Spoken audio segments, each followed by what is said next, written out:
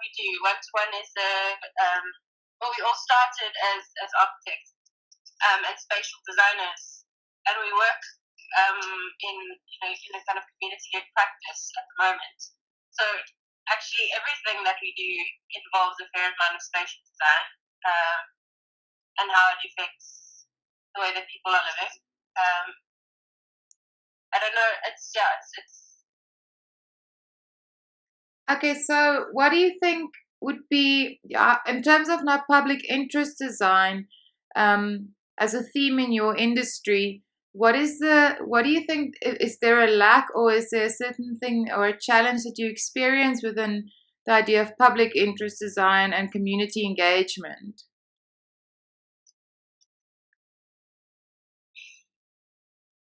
Yes, and also no.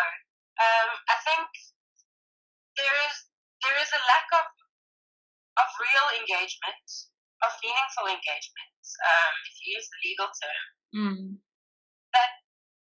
that leads to something that is co-produced and co-designed. That there is a definite lack. I think that there's probably too much superficial public design and too much privatized public space that doesn't really lend itself to accessibility for all of the users of the city, whether that means accessibility in terms of ability or accessibility in terms of including marginalized groups of people.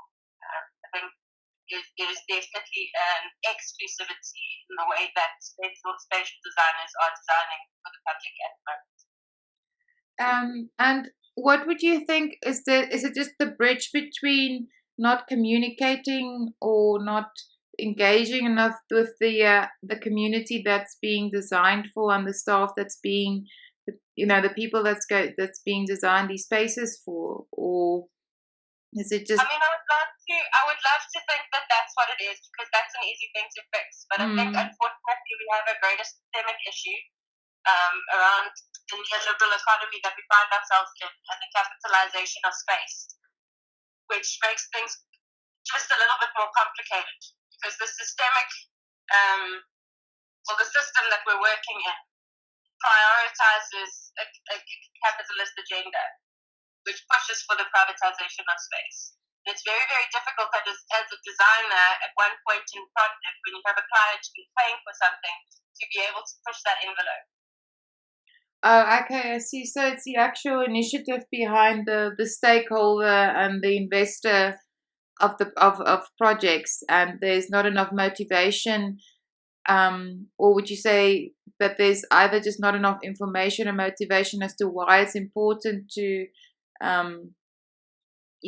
to address the direct.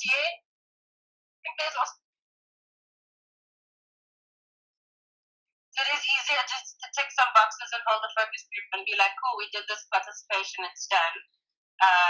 Those 5 people who we spoke to are happy. It's engagement, and meaningful engagement is difficult. It's not easy work, and working with stakeholders in a meaningful way and having everyone's voices heard at the table is not. It's complicated, and it's difficult, and it's hard, and it can stop a project. So if you have a profit-based agenda and you want your project done as soon as possible, like every client would, it's quite difficult to convince people to want to spend that time and energy doing something that might actually just get in the way of what their original plan was. Yes, I see what you mean. So it's also a question then of who's funding the project and what their aspirations are, which is usually capital gains. Well, there's that, and then there's also, we work in three realms. We're constantly working in 3 realms. We're working in a social realm involving people's agendas, individual agendas, companies' agendas, capitalist agendas. We're working in a political realm in which we've got political will and agendas around those things, and then we work in the spatial realm. So all 3 of those things overlap, and at some point in the middle of those 3 things, we have to try and get a proper product out, and a product in a spatial manner that does service all 3 of those those criteria, which makes things incredibly complex. Yes, so those that you think are the most challenging aspects is whatever is happening between those three realms and how to balance it to satisfy each individual. It's mostly like it's not really always unachievable in a sense. Um, as an architect, what do you think? How do you think we can better our role in terms of civic engagement and the built environment? And by civic engagement, I think how the conversation went here is how can we enhance our understanding of these realms and to enhance our role specifically to achieve what we like to call public interest design. I think the first step for all professionals, whether it be architects or planner, for instance, anyone who's working in a professional role in the engagement of any space, we need to know exactly what our position and our role is. And that position involves a fair amount of introspection, even into your own personal self. We have to start by acknowledging where we stand in all three of those realms, in a spatial realm, in a social realm, in a political realm. We have to acknowledge what our privileges are, what our biases are, what our preconceived ideas are, and know from what position we're coming from. And a lot of the time, it's easier to take the role of I am a professional and this is my job without looking at what other things are informing the way that we as professionals engage. Because sometimes it's our childhood or our emotional state or how we feel in our marriage at that time that starts to inform the decisions that we make and the way that we engage with people. And if we're not very conscious of our own position, our own bias and our own privilege before even starting to engage things and understanding what those levels of power and education and upbringing have and how they impact how we engage with other people and how other people see us. It's almost impossible to get an actual meaningful engagement where you can understand where another person is coming from. So I think step one is always understand exactly where we are coming from as an individual in that space.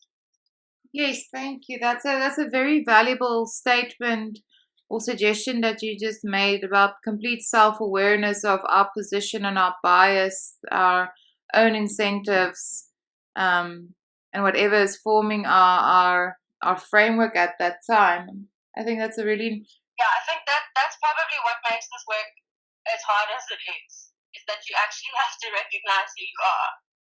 Yes. And I think that's a life journey for anyone anyway.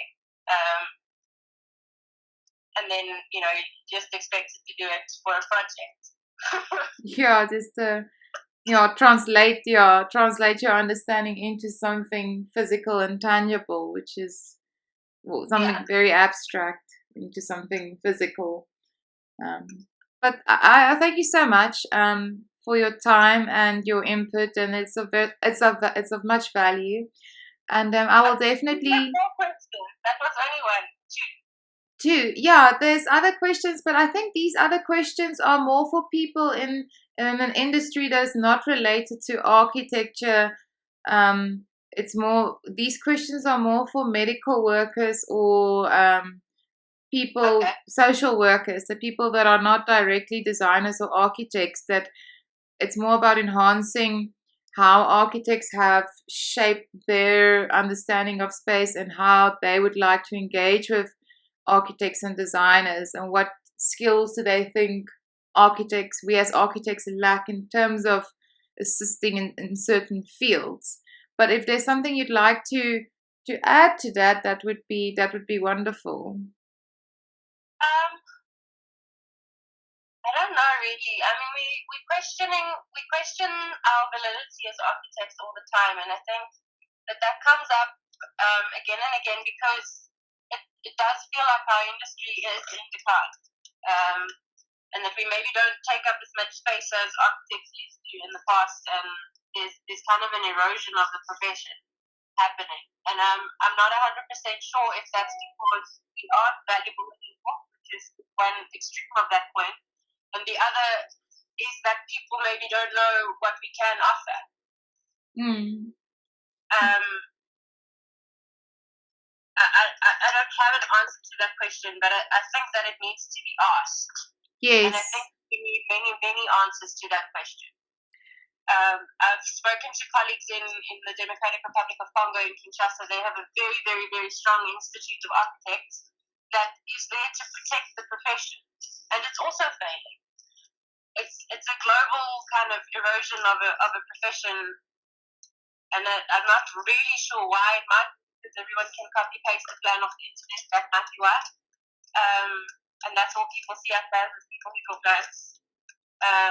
But it also might just be that maybe we haven't spent the time catching up with where the world is, and where it needs to be, and where our role is in solving the problems that we are faced with. We're obviously faced with a triple crisis of poverty and of environmental crises and of overpopulation. And we're faced with all of these crises all the time. And how architects respond to that, I don't think we as a profession globally have met that challenge. And we probably just all have to up our game. Yes, I understand. So it's like we as architects have not really defined the roles that we are playing, even though I think the roles of architects have definitely changed. It's just people are maybe, or society is not aware of the different, as to speak, hats that we can wear in a project. And there's also a view that we're just elitists and we're here to provide beautiful spaces for the rich. Yes.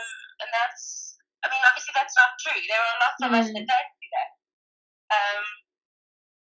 And actually it's okay if that is what we do. But I think that's also the question of the individual. Yes, so I think you as an individual architect have to find a way to, we don't like the word to say market ourselves, but in terms of make people aware of actually what value we can add in terms of each stage of a project, from research to concept to engagement, to understanding, especially the context. That's the biggest challenge, to show how much value we actually can add to responding to a given context. Whereas we're not just designers and we don't just draw up walls and doors and openings. So I guess, yes, that is a way that there should be a way for us to make that more apparent, maybe in our industry and in any industry that we are partaking in. Architecture is hard.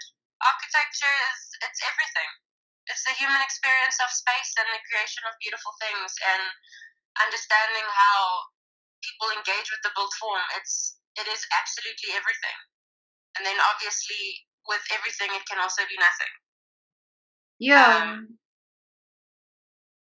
That's quite it's difficult to it's a very difficult thing to wrap your head around, because we've come to a time where developers don't see the value of architects because they can just hire someone as a planner to quickly draw up something for 3,000 Rand and not really understand why they need someone with 15 years of experience and expertise to provide the best project for that time and place.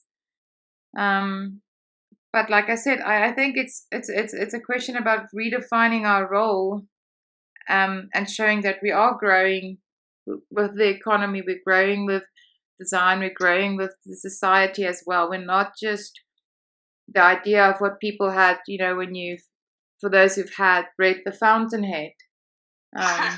Yes. I hope that there are no more architects like The Fountainhead that ever come out of any architecture school ever again. But I think there are still many that do. Yes. So that's the idea that or the stigma. I guess it's at the end of the day, it's a stigma. Yes. But then there are also some architects who are artists and have the right to be that arrogant and do those beautiful things that actually are magnificent. So I mean, I think there has to be space for all of us. Yeah, it's like, I think it starts with what is your set of values and your normative, and where you find meaning at the end of the day, where you'd like to provide value and meaning as an architect in whatever way that suits your aspirations and your incentives. Yeah, I mean, if I have one message for any student coming out at the moment, it's that as the authors of the city, we have a massive responsibility to write that city responsibly. And that's heavy. It's a very heavy burden to carry. And it does involve all of the introspection required.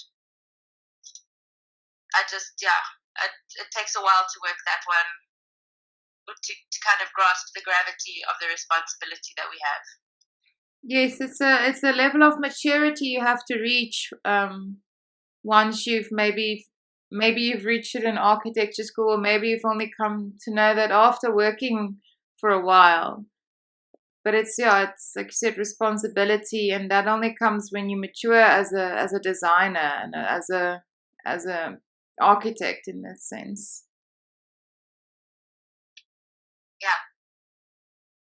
Yeah. Okay. Thank you so much. Probably too much now. No, wonderful. It's wonderful, and that it's wonderful that the conversation deviated a bit from the questions, because I think these statements are valuable in more in a sense than the topic is. It's more, there's a bigger problem maybe at hand, and it's good to identify that within people working in an industry, as opposed to having just heard from students and community workers. So I thank you for your input and your time this morning. Sure. And I will send you a link once we've done with the final website and the exhibition, so you can just have a look, and yes, and if you're happy with everything. Okay, no problem. Do you need other people to interview? Because I have a community leader who's very, very good at speaking. You might want it. Okay, yeah, that would be wonderful. Okay. Would you like to send the details? Yeah, for WhatsApp. If you just send the WhatsApp details, that would be wonderful. Yeah. Cool. Okay. All right. Thanks very much. All right. Goodbye. Bye.